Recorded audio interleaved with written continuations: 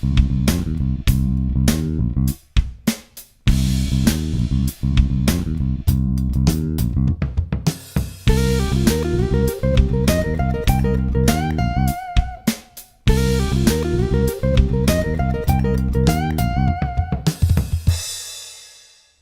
guys, I'm Scott Berry with Roland US, product specialist for keyboards, and I'm here at B Street Music in San Mateo, California. You guys got to come down here and check this out. I've got the FA in front of me. I'm going to go through some basic features with it that you definitely need to check out. It's a workstation, which means it does sampling, sequencing, ton of sounds. There's 2,000 sounds in this, and there's additional free sounds online for it at the axial.roland.com website. And that's axial.roland.com. You'll find a ton of sounds for this. Anyways, come on in closer and I'll show you a little bit more about this keyboard.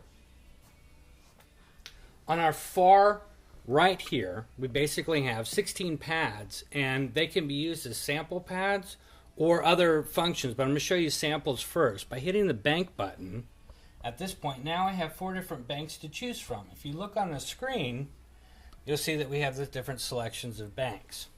So I'm going to go ahead and select bank 4 by pushing the pad over here, 4, and now I'm into a completely different set of samples. Now with the samples, I can actually hold 4 of them down at a time, and they're all different things, so depending on what we're doing. So get drums, bass.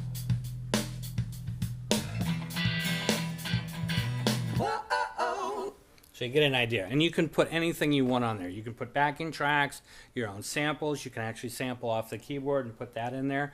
And there's even a guitar jack in the back of the keyboard, back in here, that's 1/4 inch for microphone or guitar, so you can sample directly into the keyboard. Okay, so let's go past that. Now I'm going to show you how easy it is to navigate around the FA.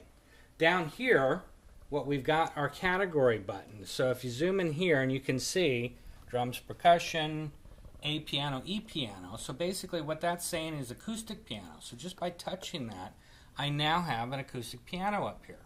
If I hit the button again, it's going to give me an electric piano. So it's very simple. Now if I want to see all my sounds, I just come over here to the enter button, push enter, and then on the screen I have all my pianos. If I want to see the other categories, I can just use the cursor button here and move through the other categories on the screen. So it's very easy just to find simple sounds. And again, you've got 2,000 sounds sitting here. Now let me show you basic things that a lot of us keyboard players want to do. We want to do a simple layer. We want to take possibly like piano and strings and layer it into a mode. We actually have a dedicated button here. It's called dual or dual mode. So by pushing dual and then looking at the screen, I see 2 sounds on top of each other. Right now they're pianos, but let's say I want a string, I can just go over and grab strings. Now I have a piano and strings, and I'll give you an example real quick. Let's say I decide that the piano or the strings are a little bit too loud. I'm going to show you over here, we have 6 real-time control knobs that can do different functions, as you can see underneath. There's a red arrow that lights up. Depending on where that arrow is the line that it corresponds with. So the top line at the very, very end here, it shows level. Well, since the strings are highlighted, they're in a blue color, I can grab that last knob and control the volume of the strings.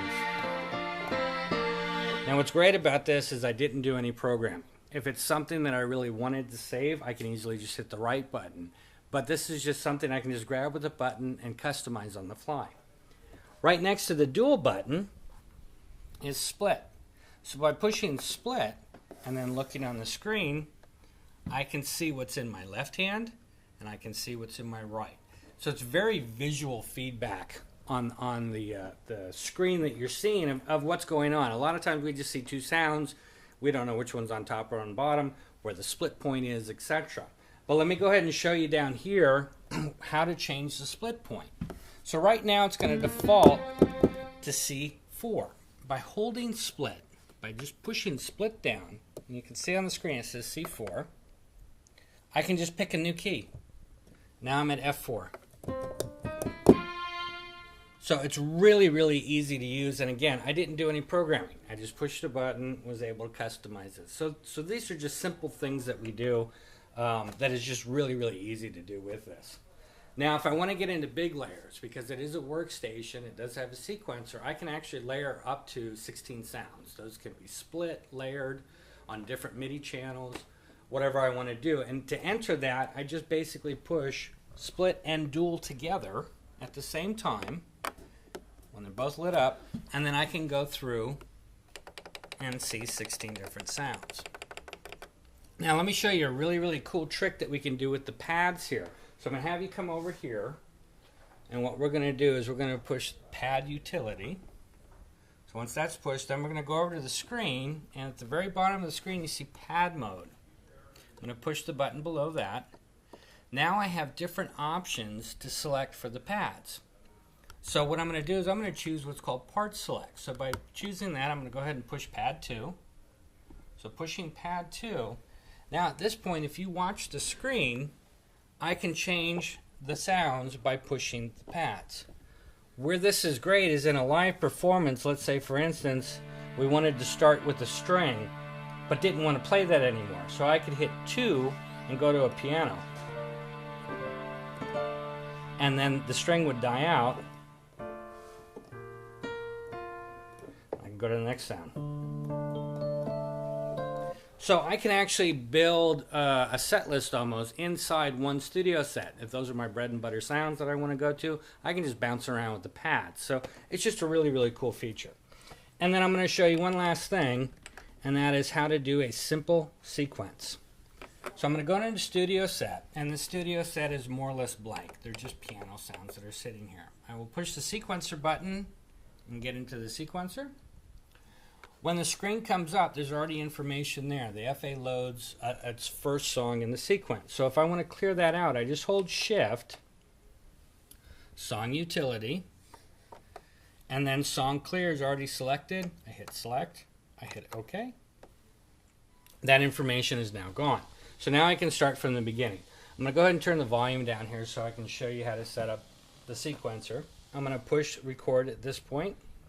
So by pushing the record button, you see it blinking, a screen comes up, and it gives me different options on the screen of what I want for a count in, if I want to quantize, if I want to loop, and etc. So it's really easy to do. So right here, these are my options for a count in. By pushing the enter button, I can see I have a 1 measure, a 2 measure, or what's called wait note. What's nice about wait note, which is the one I'm going to select, is we're already listening to the click. The second I touch the keyboard, it will start to record. I can go over to quantize. My options on quantizing are grid or shuffle. Grid is going to lock it to the nearest 16th, and it will correct my timing. And then I will go over to the loop is set to on, and I will change that to 2-bar loop. So this is just a basic way of doing something quickly. So let's go ahead and do this.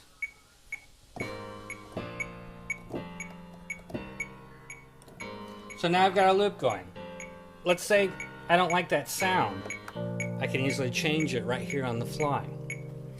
By going over to the record button, if it's blinking, I'm in what's called rehearsal mode. And in rehearsal mode, I can do whatever I want to try things out without having to stop the loop.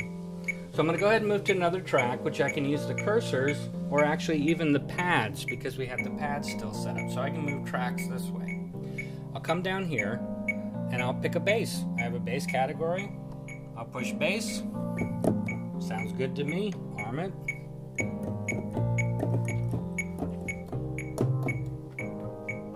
And there I have a bass track. Now let's say I made a mistake. I'm going to show you something that's really, really cool here. I'm going to play this, which I wouldn't play normally. So now that that's in the track, I can actually go into an erase section. I hit the play button to get this screen to come back up. If I hit erase, I can actually come over here and select an area to erase without destroying what I did down below. So just by doing that, that will disappear. It's just awesome to be able to just keep working in the idea. I'm going to grab some drums. And here we go.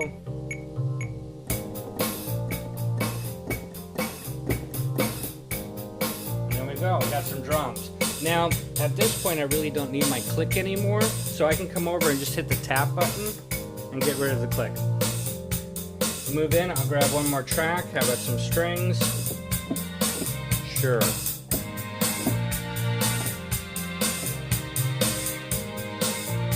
And there's our song. So it's pretty easy to create with this and get your ideas out. The other thing that's great is that the boot up time on this keyboard is about 8 seconds. So if you got an idea, you can fly right into it and get it. I'm going to show you one other thing with the song export. When we want to get rid of our song or export it out, not get rid of it because we just created it, we spent all this time. We hit Shift, and this brings up Song Utility. By hitting Song Utility, down below here we have Export Song. So if I scroll down to Export Song, I hit Select. My options are send it out as a standard MIDI file, as a stereo wave, so if I want to put my phone or something. But the multi-track, this is the first keyboard of its kind. So by hitting multi-track and executing this, what it's going to do is it's going to go through each individual track and export it as audio onto an SD card. The FA ship with the 4 gig SD card. So that will all be printed into that, and then I can pop that SD card out of the back of the keyboard, put it in my computer, and now I have 16 individual files that I can pull from and continue to mix with and go from there. And then one other feature, DAW control. By pushing DAW control, you'll see that this is already set up for Logic, Sonar, and Cubase, and there's a user area. So if you're using another DAW, you can set the pads, the transport, the knobs, all can be controllers for your DAW. Thanks again for watching, guys. Again, I'm Scott Berry with Roland US here at B Street Music in San Mateo, California. Come down and check this out.